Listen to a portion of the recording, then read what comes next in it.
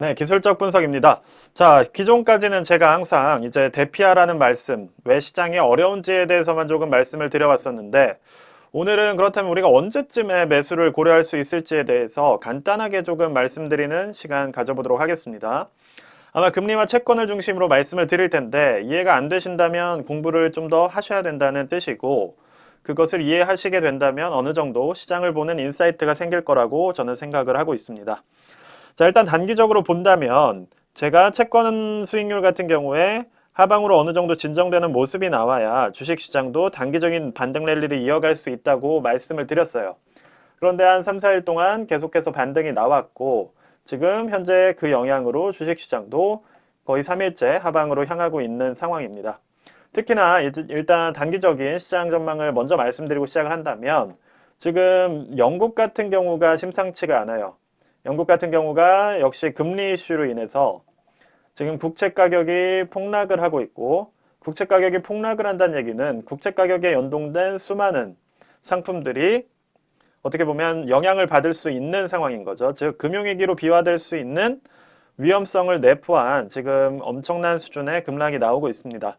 지금 뭐 미국 선물 시장에는 아직 반영이 되지가 않고 있는 것 같은데 아마 이것이 조만간 반영이 될 것이고 오늘도 시장이 뭐 크게 움직이기는 어렵지 않을까라고 개인적으로 좀 보고 있습니다. 자, 그래서 먼저 말씀드리던 언제 우리가 투자할 시기인가에 대해서 간단히 설명을 해드리자면 자, 금리가 오른다는 얘기는, 즉 기준금리를 우리가 인상한다는 얘기는 결국 채권의 수익률도 올려준다는 얘기예요. 특히 지금은 뭐 10년물이지만 2년물이 더 민감하게 반응을 하겠죠. 자, 그렇다면 지금 국채 명목금리가 예를 들어서 국채라는 것은 차용증이죠. 자, 국가가 발행하는 차용증인데 내가 뭐 예를 들어서 10만 원에 대해서 빌려주면 네가 이 국채를 사주면 내가 2% 이자를 줄게. 이게 국채입니다.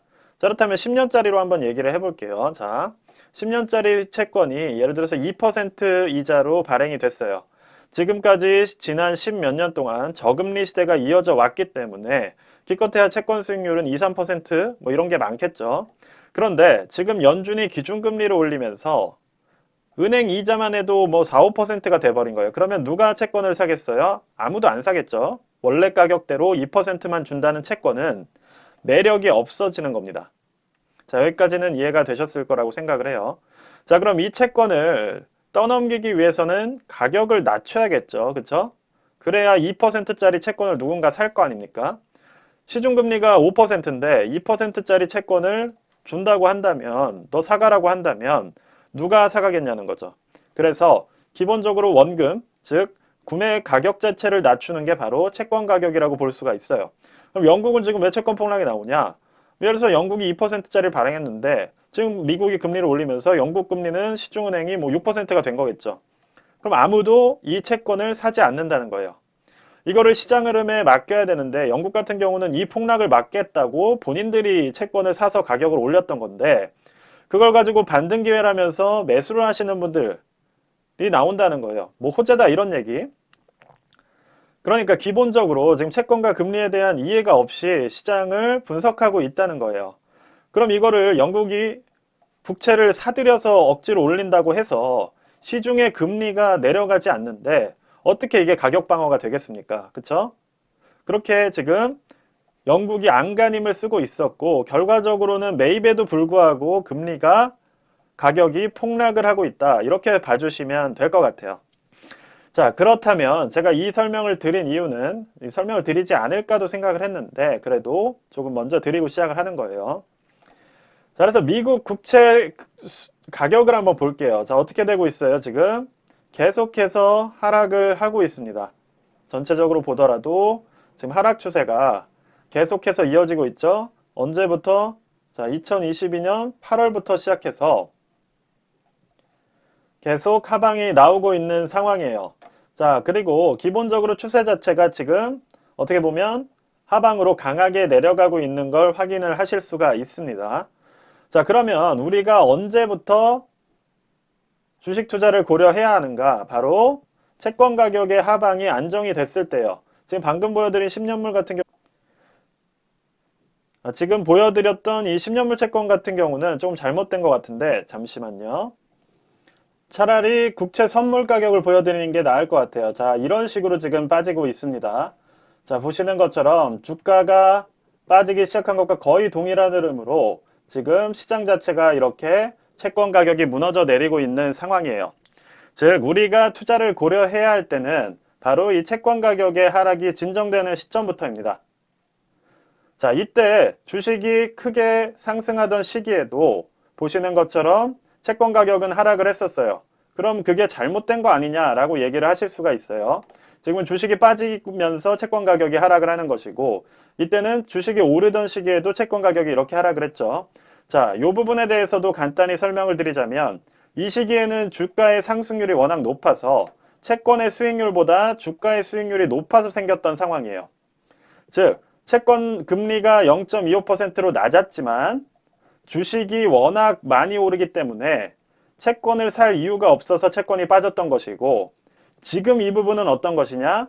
시중의 금리가 올라갔기 때문에 채권의 수익률보다 금리의 채권의 수익률이 아니죠. 그쵸? 명목금리보다, 즉 채권의 명목금리보다 현재 실질금리가 더 높기 때문에 생기는 상황이에요. 즉 다시 말하자면 이때는 주가의 상승으로 인한 채권 가격의 하락, 지금은 금리 인상으로 인한 채권 가격의 하락입니다. 그러면 이때의 이슈는 이제 끝난 것이고 지금의 이슈는 여기에 반영이 되어 있는 거예요. 자, 그래서 여러분들께서 단순하게 무슨 줍줍줍 하실 때라기보다는 지금 보시는 것처럼 이렇게 채권 가격이 하방으로 열려 있는 상황에서는 섣불리 주식을 매수하는 것 자체가 좋지 않은 상황이다 라고 봐주시면 되는 거예요. 자, 그래서 우리가 기본적으로 채권 수익률이 이렇게 계속해서 올라가고 채권 가격이 하방으로 향하고 있는 상황에서는 우리가 주식에 정배열에 투자하기, 특히나 금리 이슈가 끝났다고 판단하기가 어렵다는 거예요.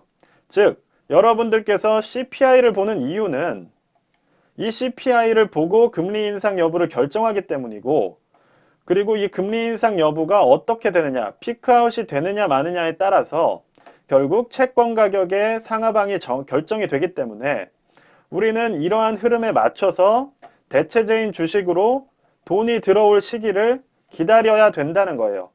자, 여기에서 정말 구체적으로 저만의 어떻게 보면 이제 들어갈 시기다라고 생각하는 포인트들이 있어요.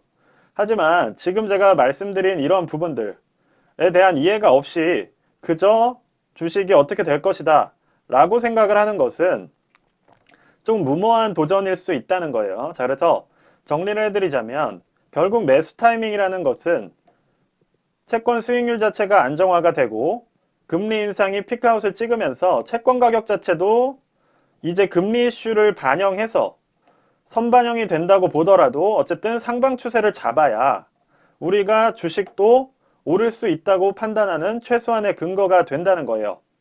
그래서 그 신호가 올 때까지 저는 기다리고 있는 것이고 그때까지는 보수적으로 해칭하는 투자를 해야 된다고 여러분께 강조를 드리고 있는 겁니다. 자, 그런데 많은 분들이 단순하게 CPI가 피크아웃을 찍으면 주식이 오를 것이다. 아니죠. 그쵸? 이거는 오답인 겁니다. CPI가 피크를 찍고 내려온다고 하더라도 결국 금리가 높은 수준에서 유지되면 채권 수익률도 높은 수준에서 유지될 수밖에 없는 거예요. 그쵸? 그래서 우리가 성급하게 지금 시장을 판단할 때가 아니라는 거죠. 특히나 FOMC가 금리 인상을 높은 수준에서 마무리 짓겠다고 하더라도 결과적으로 이 수준에서 1년 동안 유지가 된다라고만 생각해도 채권 수익률이 하방으로 향할 확률은 높지가 않은 겁니다. 즉, 선반영이라는 무기를 가지고 있더라도 결국 그게 선반영이 돼서 금리나 수익률에 반영이 돼야 그때서야 주식도 움직이는 것이지 그것도 생기기 전부터 여러분이 어떠한 단순한 지표만으로 판단을 해서 주식을 사고 파는 것은 시장을 오히려 역행하는 것일 수 있다는 말씀을 드리는 거예요. 사실 뭐 멤버십 회원님들께는 좀 더 구체적으로 설명드리고 시기에 대해서도 말씀을 드리긴 했지만 지금 이 정도까지 말씀을 드렸다는 것은 많은 힌트를 드렸다고 저는 생각을 합니다. 자, 그래서 일단은 지금 나스닥 같은 경우도 단기적으로 본다면 지금 연저점을 뚫고 내려가는 흐름으로 가고 있어요.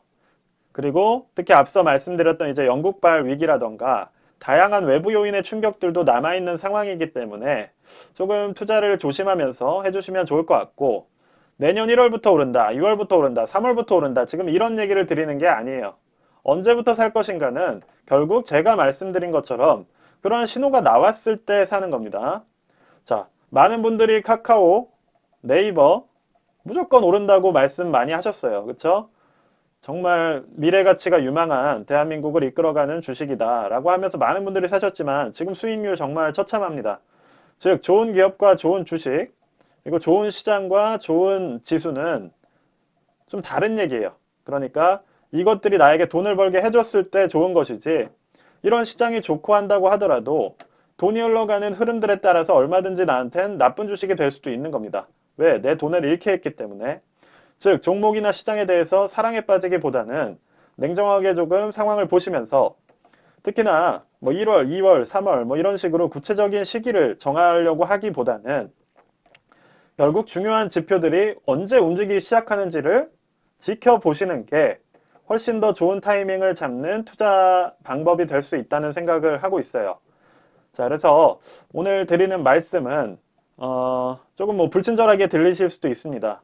근데 뭐 이 이상 저는 풀어서 말씀드리기는 어려울 것 같고, 제가 지금까지 드렸던 말씀 속에 말 속에 많은 조금 시장을 볼 수 있는 힌트들이 있다고 저는 생각을 하고 있기 때문에 그런 것들을 좀 유의 깊게 스스로 공부를 하시면서 시장의 흐름에 맞춰서 조금 내 돈을 지킬 수 있는, 현금을 들고 좀 기다릴 수 있는 그런 자제력을 좀 키울 수 있으면 좋겠다는 그런 생각에서 오늘 조금 주제 넘지만 그냥 간단하게 좀 시장의 어떤 반등 타이밍에 대해서 예측할 수 있는 그러한 흐름들에 대해서 말씀을 한번 드려봤어요. 네, 그래서 오늘 영상은 여기까지만 좀 찍도록 하겠고요. 영상이 도움이 되셨으면 구독과 좋아요 꼭 좀 부탁드립니다.